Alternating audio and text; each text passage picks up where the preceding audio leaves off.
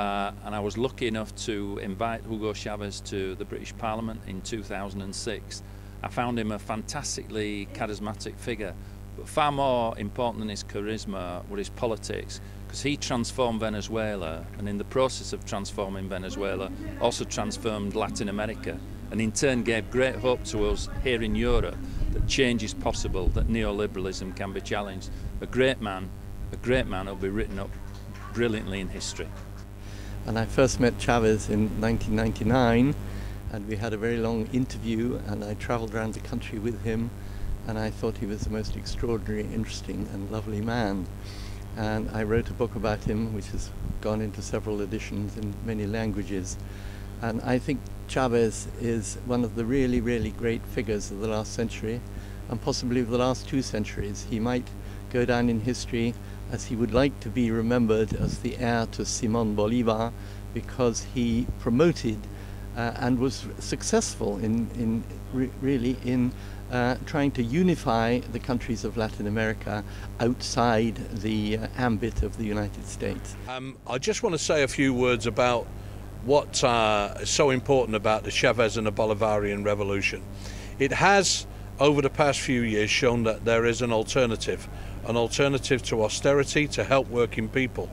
Particularly in Venezuela, it's impressive that the new labor code that was brought in under Chavez did a fantastic job in helping workers get decent employment rights following many years of repression and the attacks on trade unions in that country. I think what has happened in Latin America has been fantastic. It's helped other countries like Ecuador, like Bolivia, and other states in Latin America pull themselves up and show that there is an alternative, and that they are prepared to stand up to the bullying and harassment that we get sometimes from the United States. In particular, we're very concerned that even after many years of Latin America being treated as America's backyard, we thought Obama would be different. Unfortunately, with the statements of Kerry and others recently, it shows that we're back to where we were perhaps in the 1960s and 1970s. But I don't believe they'll be able to overturn these revolutions. I think that the democracy is strong in these countries, particularly in Venezuela, and that with the election of Maduro, it'll go forward for the future. When I visited Venezuela in 2009, one of the things that struck me was the amount of redistribution of land that there'd been, both in the countryside and increasingly in the cities.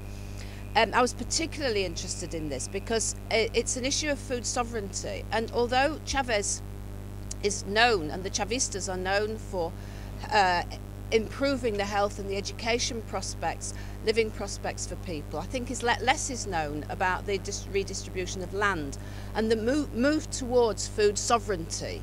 Food sovereignty is about food being grown in the country where it's being eaten, and there being enough food for everybody, and food being equally distributed and cheaply available. And this is one of the really important things of Chavez's legacy. And one of the most inspiring things about Venezuela and the revolution that's taken place there is the fact that young people are really being championed, and life chances are really being expanded, whether that's through massive investment in education, giving everyone the right to free education at all levels, whether it's making sure that young people are not left on the scrap heap like they are over in Britain and across Europe today, by providing jobs, by going for growth, and really building a sustainable economy and investing in the future, which is its young people. Fantastic programs such as El Sistema, which is giving people the opportunity to learn musical instruments, and all these things really show that the government and the revolution really does have the interests of young people and its future at its heart. And all the best to that ongoing progress. Viva Venezuela. Under Chavez, the position of women was transformed massively, and women have been leading and taking part in the revolution at every level, from community and local level right up to leading whole areas of policy and heading up executive branches, legislative branches. And that's incredibly inspiring to women here, where our representation is being thrown back. We still have a massive gender pay gap, and women face many barriers in the formal labour market.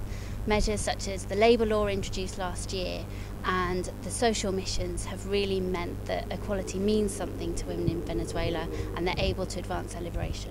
The legacy of Chavez is immensely progressive. There is no question about it that he's transformed that society after recognition in the way he found it in 1998. Poverty has been reduced by more than half. Unemployment has been reduced to single figures. The amount of inclusion of people has been by the millions. 24 million out of 28 million people actually have free health. The amount of education has been increased at the primary, secondary and tertiary level, higher education. Society is being massively democratized. The population have participated. There were 10 million people registered in the electoral register in 1998. Now it's nearly 20 million.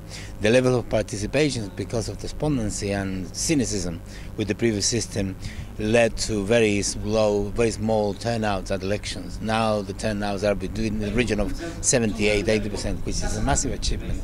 And participatory democracy allows communities to be empowered and participate in everything.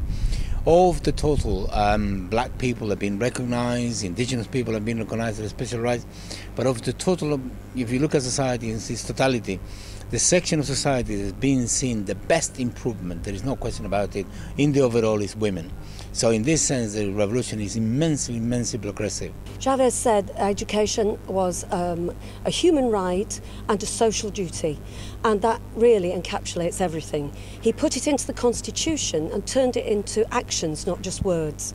In his time, he actually changed the whole landscape for education. People who hadn't been able to access education, even very basic education, were able to study.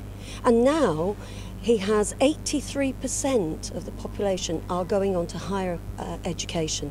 This is absolutely amazing. For the same group of the population here, it's 43% access higher education, and they're having to pay £9,000 a year tuition fees on top of all their living costs and so on. It's making it inaccessible for increasing numbers of our young people, whereas in Venezuela it's free, genuinely free. It's responsive, it's in the heart of its communities, and that's what education really should be. And the legacy is fantastic because they've got a well-educated population that is willing to help and show solidarity across the world.